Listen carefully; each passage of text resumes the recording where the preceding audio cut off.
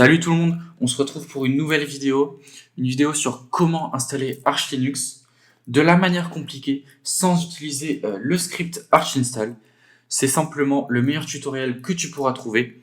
On va commencer directement, sans bullshit, on va aller sur le site de archlinux.org. Voilà, ici en haut à droite, tu vois, tu as la section Download, tu cliques dessus. Ici, tu as deux manières de télécharger l'ISO de Arch Linux.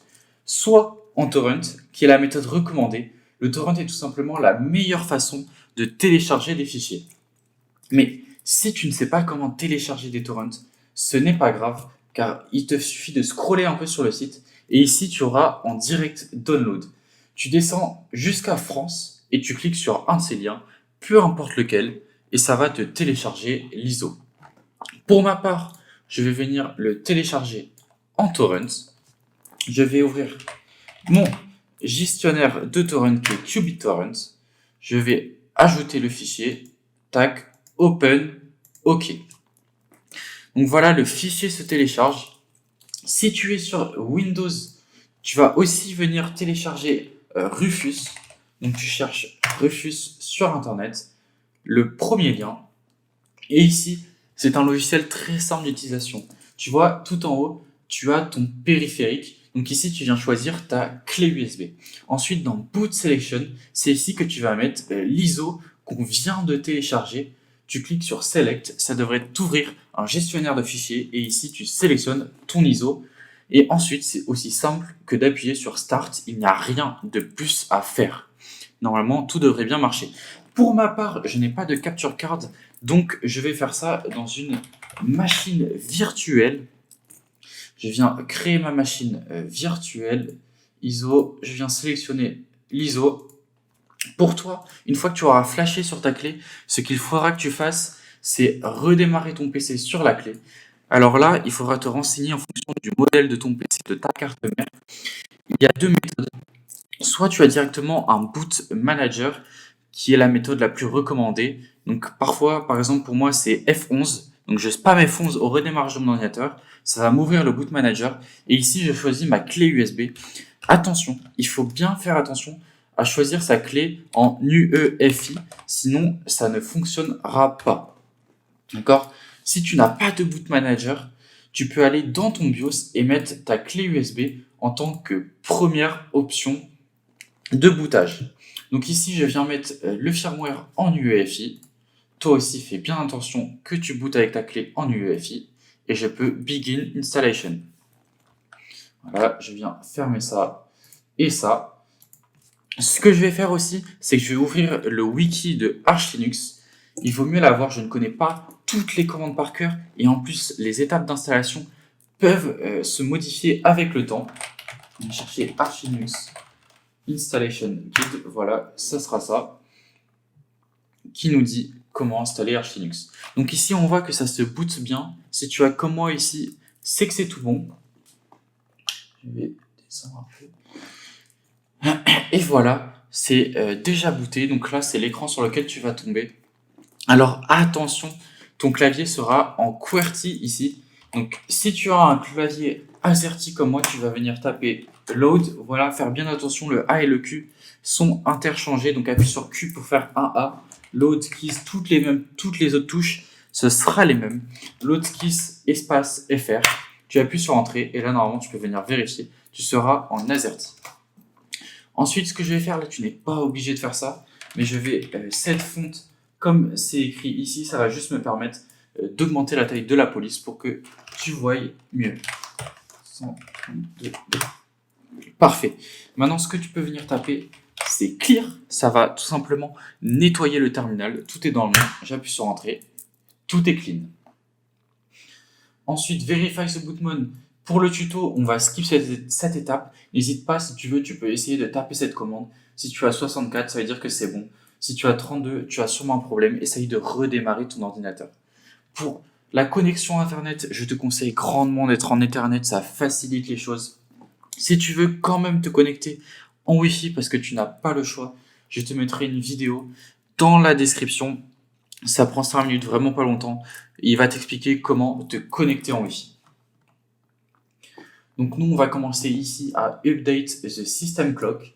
Donc on va venir taper cette commande-là dans notre terminal, time date ctl. Et là, on voit qu'on n'est pas à la bonne heure. Je suis 2 heures en retard par rapport à ma vraie heure. On voit qu'il est 8 heures. Ici, il est 6 heures. Donc ce que je vais faire, c'est time date ctl set-time zone. Et ici, si tu es comme moi en France, tu peux venir mettre Europe/Paris. Voilà, ici, si je viens retaper time date ctl, on voit que l'heure est bien initialisée. Une fois que l'heure est initialisée, on va donc partir sur la partition des disques. Alors, moi, j'utilise un outil qui s'appelle Gdisk. Ici, vous voyez dans le manuel d'installation, il utilise Fdisk. Donc, tout d'abord, la première étape, ça va être de faire lsblk, donc list a block. Vous appuyez sur entrée et ici, vous verrez tous vos disques. Donc, faites bien attention d'installer sur le bon disque. Ne faites pas de conneries. Pour moi, ça sera VDA. Identifiez bien votre disque avec la size, etc. Et la première étape sera donc de réinitialiser ce disque, le formater, enlever toutes les partitions qu'il a déjà. Donc, pour ce faire, on va faire gdisk/dev/ le nom de votre disque. Donc ici, moi, VDA. Puis, on va taper X pour expert et zap pour tout zapper. Ici, grand Y, on appuie sur entrée. Encore un Y, on appuie sur entrée. Et c'est parfait, tout a bien fonctionné. Donc ici, ce n'était une étape pas nécessaire parce que mon disque était déjà sans partition. Mais au moins, on repart d'une base clean. Ensuite, on va retaper gdisk/dev/ notre disque afin de passer au partitionnement de notre disque. Ça peut être une étape un peu compliquée lorsque l'on débute, mais en vérité, ce n'est vraiment pas si compliqué que ça. Pour commencer, on va venir taper sur N pour New pour créer une nouvelle partition. On appuie sur Entrée. Partition number, on garde la partition par défaut. Donc 1, c'est parfait. First sector, pareil, on ne touche pas. La sector, ici, je vais venir mettre 1 giga, c'est amplement suffisant pour EFI. Je t'invite à faire de même. J'appuie sur Entrée. Pour le S-code, ça sera EF00. On appuie sur Entrée encore une fois et on vient créer une nouvelle partition encore une fois. Cette fois-ci, ça sera la partition de swap. Partition number, on ne change pas. First sector, par défaut, c'est parfait. Pour la partition de swap, si tu ne sais pas quoi mettre, je te conseille de mettre la même valeur que pour ta RAM. Donc ici, moi j'ai 4 Go de RAM, je vais mettre 4 Go de swap. J'appuie sur Entrée. L'S-code, donc pour bien identifier que notre partition est une partition swap, ça sera 8200. Tu tapes 8200.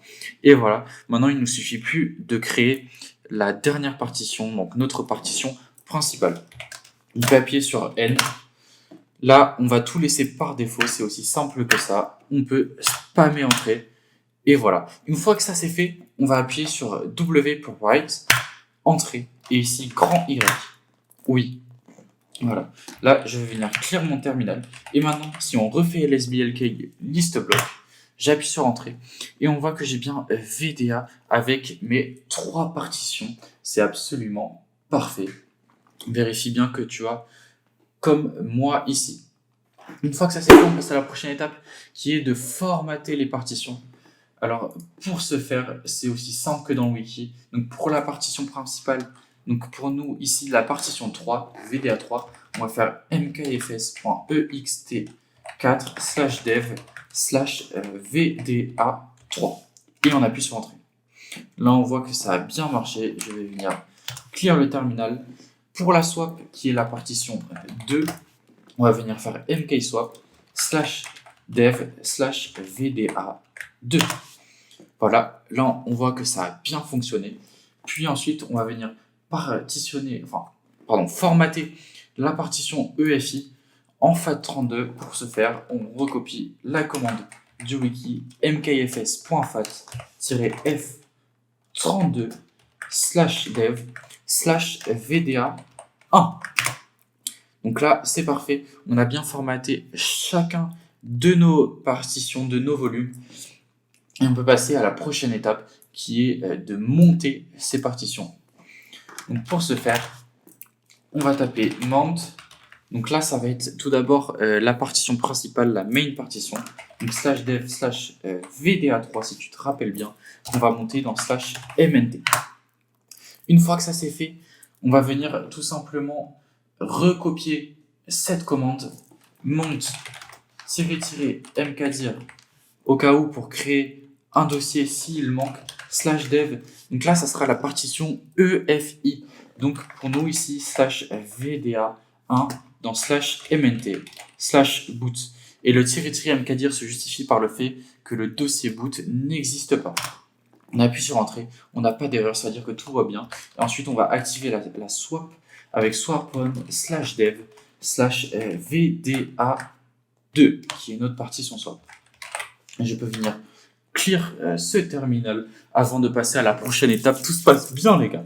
Donc, la prochaine étape sera de sélectionner les miroirs. Pour ce faire, je vais juste te donner une commande que je t'invite à recopier. Donc, à reflector latest 10 sort rate save etc pacman.d mirror list. Tu recopies cette commande, tu appuies sur entrée, et ce que ça va faire, c'est que ça va mettre à jour tous tes miroirs. Donc lorsque tu vas télécharger, comme ici là on va télécharger notre système grosso modo, tu auras les meilleurs miroirs pour toi, donc la meilleure download speed, la meilleure vitesse de téléchargement. Donc quand tu mettras à jour ton système aussi, etc., tu auras la meilleure vitesse. Ici, on a quelques warnings. Comme on peut le voir, ce n'est absolument pas grave. Ne fais pas attention et tu peux clear ton terminal une fois que c'est fait. La prochaine étape sera d'installer les paquets essentiels. Là, c'est aussi simple que de recopier bêtement cette commande packstrap-k /mount base linux-firmware. Voilà. On appuie sur Entrée. Ici, tout devrait se télécharger. Il suffit d'attendre. Ensuite, là, on voit dans le wiki, petit aparté pendant que ça télécharge, qui nous donne plein de conseils. Donc, je te conseille fortement d'aller sur le wiki, d'aller lire un peu, de t'intéresser. La principale qualité sera d'être curieux. Tu peux venir regarder un peu comment ça fonctionne. Le wiki est très bien fait, il t'explique absolument tout. Alors c'est normal si tu viens d'arriver sur Arch Linux que tu ne comprends pas tout dans le wiki, hein. Mais c'est quand même important de bien essayer d'assimiler toutes ces choses et tu verras que ce n'est vraiment pas si compliqué que ça. Voilà, là ça devrait... C'est parfait, ça c'est fini. Je vais clear le terminal et on peut passer à la prochaine étape qui est de configurer le système. Pour le fstab, pareil, on va juste recopier bêtement la commande. Cette commande te sert tout simplement à setup en quelque sorte les bons montages pour que lorsque tu démarres ton PC, tes disques durs se montent automatiquement, que ta swap s'active automatiquement. C'est à ça que sert le fstab. Donc tu viens recopier la commande, tu appuies sur Entrée. Si tu n'as pas d'erreur, c'est bon normalement. Mais si tu veux vérifier, tu peux utiliser un éditeur de texte comme Nano. Tu vois ici, tu tapes nano /mnt /etc /fs tab. Tu appuies sur Entrée. Et ici, on voit, si tu as un fichier sous cette forme-là, que ton fstab s'est plutôt bien généré. Pour sortir d'ici, tu peux donc faire CTRL-X, comme c'est écrit en bas à gauche de Nano, puis clear ton terminal. La prochaine étape, ce sera de te chroot dans ton système. Pour ce faire, tu vas taper arch-chroot dans /mnt. Donc là, voilà, j'espère que tu es hype parce que là, on vient d'entrer dans ton système. Tu peux clear ton terminal et on va setup la time zone. Donc comme tout à l'heure, on met Europe /Paris situé en France. Donc ici, on va taper ln-sf qui va permettre de créer un lien de /user /share /zone info /Europe /Paris. Et ce lien, on va le créer dans /etc /local time. Ici, si tu n'as pas d'erreur, c'est que normalement tout s'est bien passé. Tu peux venir clear ton terminal, puis taper la commande du dessous, hwclock, tirer, 6 TOHC, puis appuyer sur entrée, et normalement c'est tout bon. On peut passer à la prochaine étape, localization, et on commence directement en éditant le fichier /etc/local.gen. Donc tu vas taper nano/etc/local.gen. Ok, on vient d'entrer sur notre nouveau système et ce système est très minimaliste. On a vraiment installé que les bases et maintenant on va venir construire notre système. C'est normal, Arch Linux est très minimaliste et tu vas apprendre la commande pour télécharger des paquets qui est pacman. Donc ici tu peux venir taper pacman-s nano. Donc ça va tout simplement nous permettre de télécharger Nano, l'éditeur de texte qu'on a déjà utilisé. Tu peux appuyer sur Entrée. Encore une fois, Entrée. Ça devrait se télécharger. Clear le terminal. Et là, normalement, tu retapes la commande nano/etc/local.gen et tout devrait bien fonctionner. Ici, on va descendre. Moi, je veux que mon système soit uniquement en anglais. Donc, je vais uniquement enlever le commentaire sur la ligne anglais UTF-8. Donc je viens descendre pour chercher anglais-du-bas US UTF-8. Non, il est là, voilà. Et là, je viens enlever le hashtag, tout simplement, pour pas que la ligne soit commentée. Je viens CTRL-X. Là, il nous dit, si on veut sauvegarder, on appuie sur Y parce qu'on veut sauvegarder. Et là, on choisit le fichier sur lequel on veut sauvegarder. Donc c'est bien lui. On appuie sur Entrée. Une fois que ça c'est fait, on va taper la commande locale-gen et là ça devrait nous générer les locaux. Et on peut passer à la prochaine étape qui est de créer ce fichier là /etc/local.conf nano/etc/local.conf. C'est un fichier vide, un nouveau fichier même, on peut voir new file, c'est totalement normal. Et je viens taper comme dans le wiki, lang égale ang-us.utf-8. Une fois que ça c'est fait, on peut venir faire CTRL X, on veut sauvegarder le fichier, on veut bien sauvegarder le fichier à /etc/local.conf, on appuie sur Entrée et c'est parfait. On peut passer à la prochaine étape qui est donc de définir notre disposition clavier de manière permanente. Donc là, on va venir créer ce fichier-là. On réutilise nano /etc/v-console.conf. On appuie sur Entrée. Là, on entre dans le fichier et on vient taper, si tu es comme moi sur un clavier AZERTY français, keymap égale fr. Je peux venir CTRL X. Je veux bien sauvegarder le fichier /etc/vconsole.conf, j'appuie sur Entrée. Voilà, ensuite ce qu'on va faire c'est configurer le hostname. Alors là, ne te prends pas la tête, c'est pas si important que ça, il faut juste le définir pour pas poser de problème. Mais si tu veux venir le changer plus tard, tu pourras. nano/etc/hostname. Ici pour le tutoriel, je vais l'appeler Arch. Tu peux l'appeler absolument comme tu veux. Tu viens sauvegarder le fichier.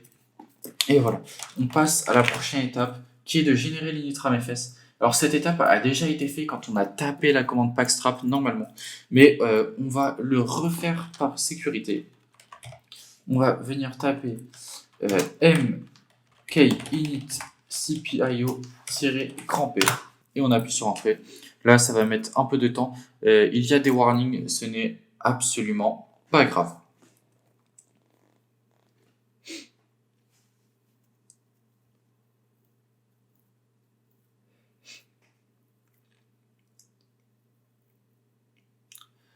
Donc voilà, l'initramfs s'est régénéré, je vais clear le terminal et ici comme le wiki le suggère, je vais setup un mot de passe pour mon super utilisateur. Donc on tape passwd, on appuie sur Entrée, il va nous demander de setup un nouveau mot de passe, tu tapes ton mot de passe, un mot de passe sécurisé de préférence, tu appuies sur Entrée, il te demande une confirmation, tu re-rentres ton mot de passe, tu re-appuies sur Entrée. Si tu as bien tapé les deux mêmes mots de passe, c'est tout bon. On peut continuer avec l'étape du bootloader, qui n'est vraiment pas une étape très compliquée. Ça peut paraître un peu tricky au début, mais c'est très simple. Donc là, on va partir sur Grub. Et pour ce faire, le wiki nous dit d'abord qu'on doit installer les paquets Grub et EFI boot MGR. Si tu te souviens bien, on avait utilisé pacman pour télécharger Nano, mais c'est la même commande, donc pacman-s, Grub et EFI boot MGR. Parfait. Là, tu appuies sur Entrée, encore une fois sur Entrée pour télécharger tout ça.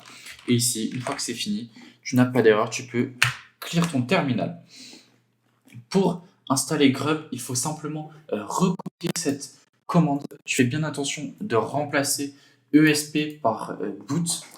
Donc je vais taper grub-install-target égale x86-64-EFI espace EFI-directory égale, donc ici on vient bien taper boot, on ne se trompe pas, boot loader -id égale grub. Voilà, donc là on fait bien attention de bien taper la commande. Si tu as fait une erreur dans la commande, ne t'inquiète pas, il va te dire qu'il y a une erreur. Là normalement, moi je pense qu'on est bon.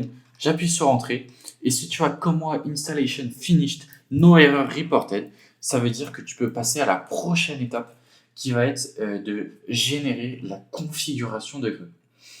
Pour générer la configuration de Grub, tu viens descendre ici. Normalement, dans le wiki, il y a tout de marqué. Hein.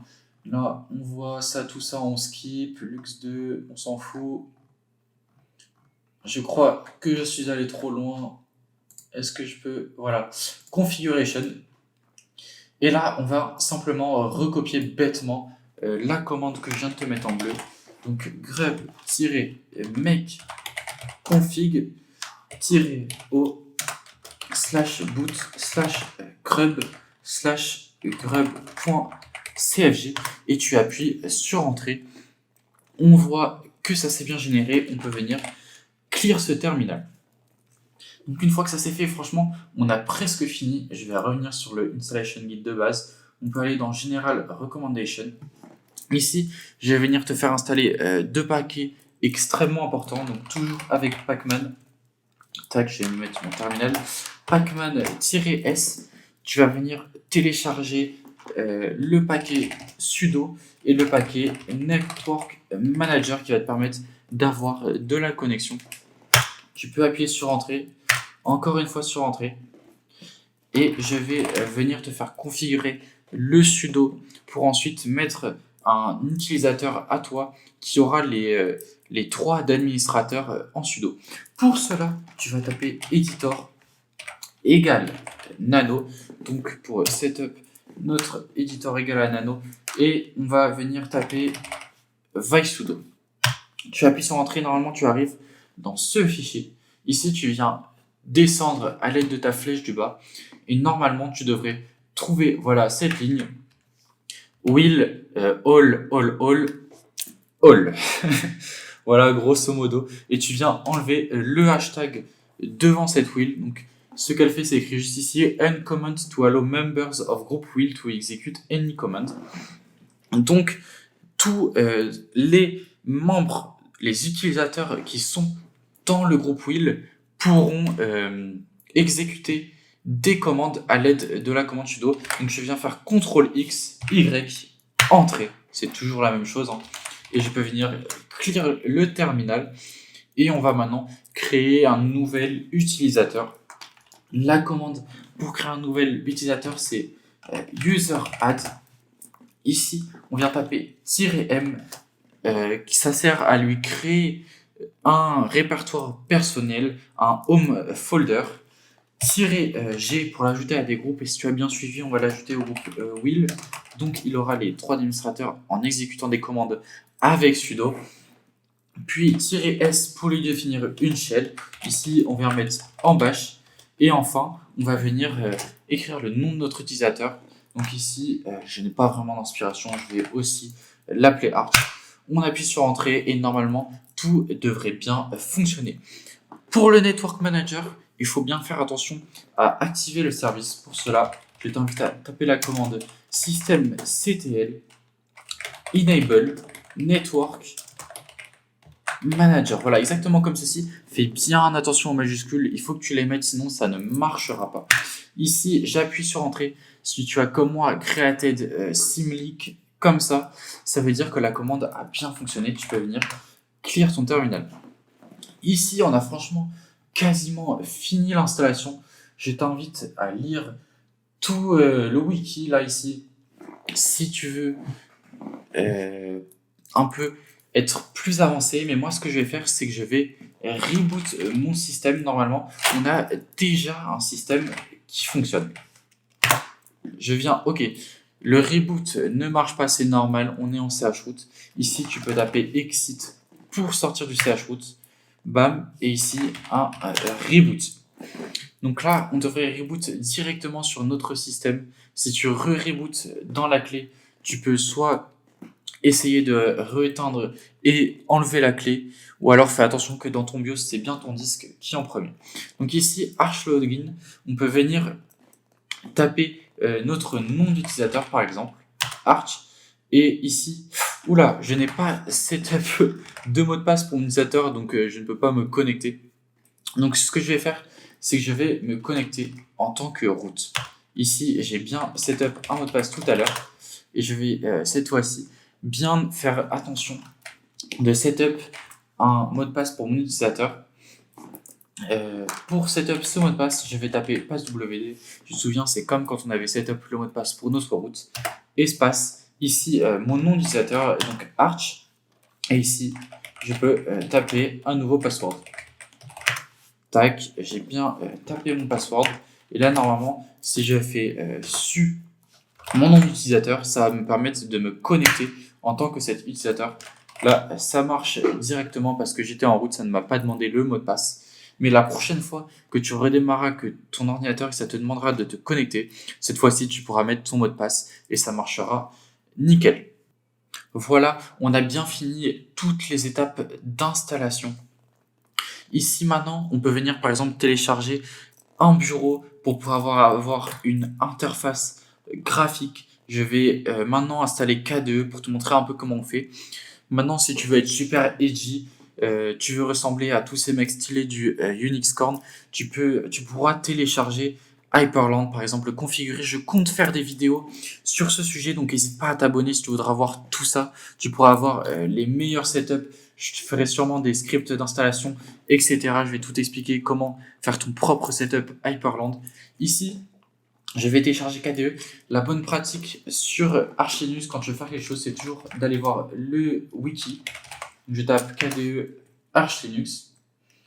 Ici, le premier lien. Et pour installer Plasma, il nous dit qu'on peut installer le Plasma Group. Donc c'est ce que je vais faire. Donc je suis sur l'utilisateur, je vais donc taper sudo pour avoir les droits d'administrateur, mais uniquement sur cette commande. Pacman-grand S Plasma. Voilà, ici il nous met un petit message d'avertissement, je peux taper mon mot de passe, je vais mettre all, ici je mets tout par défaut, c'est généralement un bon choix, je ne vais pas me creuser la tête, et ici on est tout simplement en train d'installer KDE. Ensuite je vais regarder le wiki de KDE pour savoir un peu comment booter dessus. Normalement, il nous installe un display manager de base, je crois que c'est SDDM si je ne dis pas de conneries. Plasma-login. On verra. Donc là, j'attends que ça s'installe. Donc voilà, c'est installé. Ici, ce que je vais essayer de faire, c'est un sudo systemctl enable SDDM. Voilà, donc là, on voit bien que ça a créé un symlink, ça a bien fonctionné. Et là, je vais pouvoir reboot aussi simplement que ça, redémarrer l'ordinateur. Et normalement, je vais pouvoir lancer KDE. On va voir ça. Ici, ça m'a bien lancé SDDM. Là, on voit que ça me met mon utilisateur par défaut. Plasma sur Wayland, c'est parfait.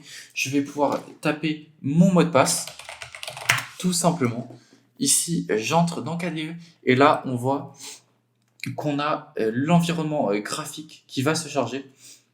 Moi, ça fonctionne pas très bien. C'est parce que je suis sur une machine virtuelle. Vous, si vous faites la même chose que moi, ça devrait parfaitement fonctionner. Voilà, je viens de redémarrer. J'ai passé en Xorg, mais ne vous inquiétez pas, pour vous, si vous êtes directement sur une machine, ça marchera directement sans souci. Et ici, on voit bien que je suis sur KDE. Tout fonctionne bien. Je te remercie grandement de ton écoute. Je t'invite à rester curieux, à en apprendre tous les jours. Et normalement, tout devrait bien se passer. Arch Linux n'est pas un système si instable que ça. Il ne faut juste pas faire n'importe quoi. Merci beaucoup. Mouah.